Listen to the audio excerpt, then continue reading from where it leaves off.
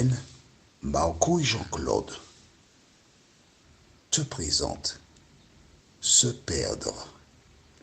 Nous avons deux références bibliques. La première est Jean 8, versets 43 et 44. Et Proverbe 6, versets 27 à 32. Proverbe 6, versets 27 à 32. Juste avant,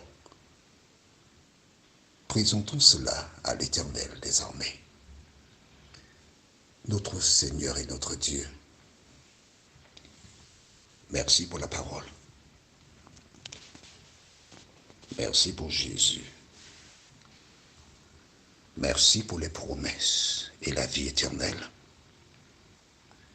Merci pour l'occasion que nous avons d'ouvrir la parole et de la découvrir.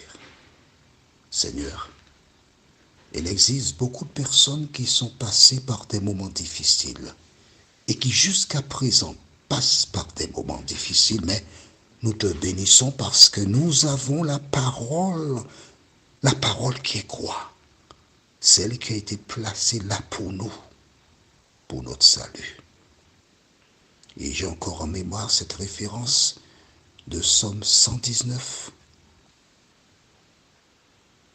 où une question est posée: comment le jeune homme rendra-t-il pur son sentier? En se dirigeant après ta parole. Seigneur, merci pour la parole. Merci de nous aider à grandir en toi. Car c'est seulement en suivant la parole que nous arrivons à bon port. Merci de nous entendre, de nous accompagner. Au nom de Jésus, pour ta gloire éternelle. Amen. Rappelle-toi, à l'origine, quand Dieu créa le monde, l'ennemi vint et il incita Ève et Adam à violer la parole de Dieu. Depuis que le monde est monde, il utilise ce procédé. Jésus,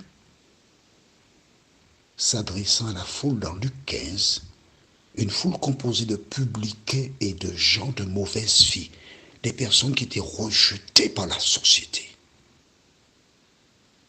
Il a conté un premier récit. Un homme qui avait 100 brebis, il a perdu une. Il est parti la chercher. Bien que les autres pourraient faire des brebis et augmenter ainsi son cheptel, mais non, la brebis qui était partie était importante. Il est parti à sa recherche. Puis une femme qui avait 10 pièces, il en a perdu une. Il est parti à sa recherche. Puis le jeune homme, il avait 2 fils, le plus jeune est parti, il a vécu dans la débauche. Puis à un moment, le Saint-Esprit l'a visité, il est retourné chez son père. Et dans Luc 15, Jésus donne 3 exemples différents qui sont identiques. Il y a perte. Les 2 premiers exemples, de manière pratique, visible, ce sont les 2 propriétaires qui partent à la recherche.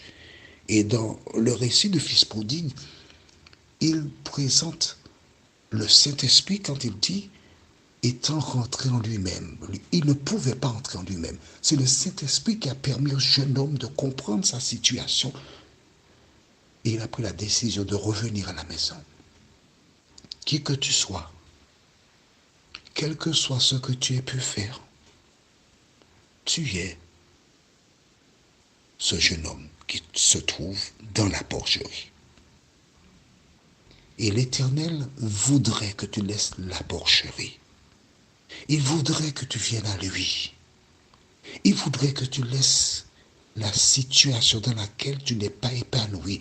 Et tu sais que tu n'es pas épanoui. Tu sais que tu n'es pas heureuse. Tu es là en attendant crois. Lève-toi. Fuis cette situation.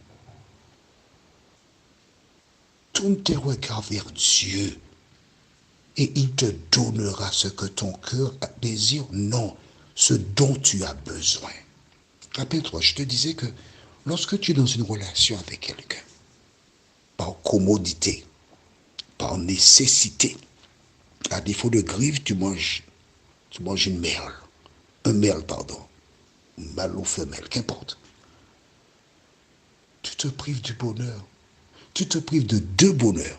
Le premier, tu te prives de ce que Dieu a pour toi parce que Dieu a toujours du pain pour chaque fromage. Mais le deuxième, tu perds la vie éternelle. Pourquoi? Parce que tu vis dans le mensonge. Tu t'es installé dans une situation pour rendre gloire à Satan. Lisons, si tu veux bien, dans le livre de Jean, chapitre 8, les versets 43 et 44. Pourquoi ne comprenez-vous pas mon langage? Parce que vous ne pouvez écouter ma parole. Vous avez pour père le diable et vous voulez accomplir les désirs de votre père. Il a été meurtrier dès le commencement et il ne se tient pas dans la vérité parce qu'il n'y a pas de vérité en lui.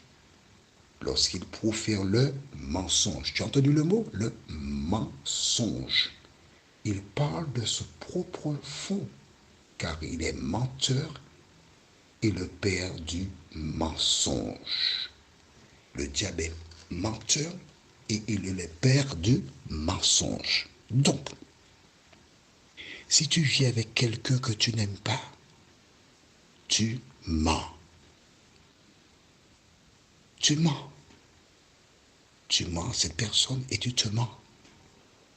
Or, le mensonge est proféré par le diable. C'est lui le père du mensonge. Tu es un enfant de Satan. Tu n'avais jamais vu ça comme ça. Je comprends. Je te comprends. Là, ce n'est pas un problème. Aujourd'hui, tu as la connaissance. Que fais-tu de la connaissance? C'est ça qui est important. Le moment est venu pour toi de, adroitement, il ne faut pas aller dire, bon, écoute, tu sais, Paul, j'écoute un audio là qui dit que lorsqu'on m'en est enfant du diable, alors je ne veux plus être enfant du diable, je veux que tu saches que je ne t'aime pas, je ne t'ai jamais aimé, mais parce que je n'ai pas l'argent pour payer le loyer, je suis là avec toi, mais je ne t'aime pas. Il ne faut pas faire ça, non? Il ne faut pas faire ça. Il ne faut pas faire ça. Entoure-toi de conseils de spécialistes, de personnes qui t'aideront à préparer la sortie.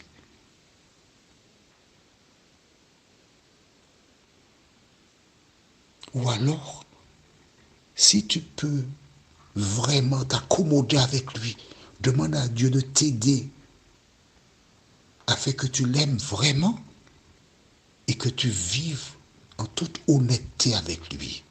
Ne fais pas comme ces femmes qui, tout en étant là, elles ont un compte bancaire inconnu et puis elles mettent de l'argent sur le compte à l'insu de l'homme.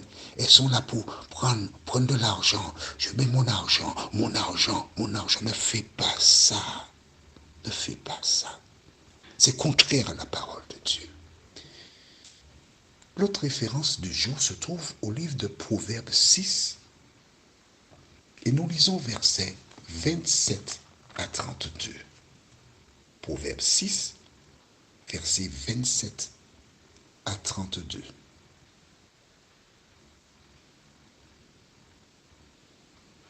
Lorsque Satan aveugle quelqu'un, elle appelle mal bien, elle appelle bien mal. Parce qu'elle a succombé à la tentation. Que dit la Bible?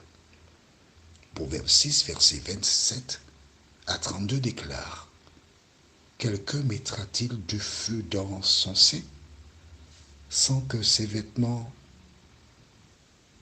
s'enflamment? Quelqu'un marchera-t-il sur des charbons ardents sans que ses pieds soient brûlés? Il en est de même pour celui qui va vers la femme de son prochain. Quiconque la touche ne restera pas impuni. On ne tient pas pour innocent le voleur qui dérobe pour satisfaire son appétit quand il a faim. si on le trouve, il fera une restitution au septuple. Il donnera tout ce qu'il a dans sa maison, mais celui qui commet adultère avec une femme est dépourvu de sens. Celui qui veut se perdre agit de la sorte.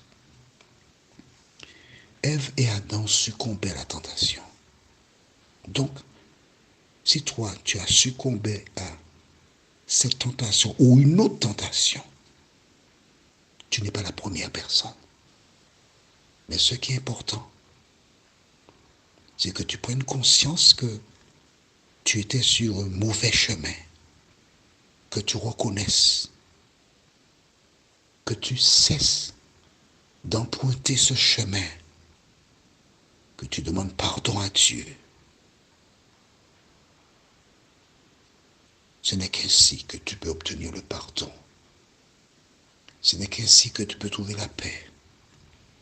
Et fort de cette expérience, tu sois en mesure de résister aux prochaines tentations que le diable a déjà préparées pour toi. Et que tu sois victorieux. Prions. Notre Seigneur et notre Dieu, beaucoup de personnes découvrent au fur et à mesure la vérité. Beaucoup de personnes, comme du temps de Jésus, se trouvent à des croisées. Seigneur, merci pour la parole. Merci de nous aider à la mettre en pratique. Merci de nous fortifier. Merci de nous vivifier. Merci Seigneur. Car nous reconnaissons que le sacrifice de Jésus pour notre salut, nous reconnaissons qu'en lui, nous avons la paix avec toi. Ce sacrifice n'est pas vain, Seigneur. Alors merci. Nous t'avons prié au nom de Jésus, notre avocat, notre maître, le chemin qui nous conduit à toi et pour ta gloire éternelle. Amen. Que l'Éternel continue de te bénir. Que l'Éternel continue de te vivifier. Que ses anges veillent sur toi et qu'ils te conduisent jour après jour vers la maison du Père. Notre étude de la prochaine fois, c'est de l'étrangère. La référence est Proverbe 7, versets 1 à 5. Proverbe 7, versets 1 à 5. Le thème, c'est de l'étrangère. Mais sache que lorsqu'il est question de l'étrangère, il ne s'agit pas de personnes qui viennent de nations différentes, mais il s'agit aussi de personnes que tu ne connais pas, qui sont dans ta patrie, mais qui sont en fait envoyées par Satan, qui cherche à te détruire à travers ces personnes. Que Dieu ouvre tes yeux, que Dieu ouvre nos yeux afin de nous protéger. Il me tarde de te retrouver.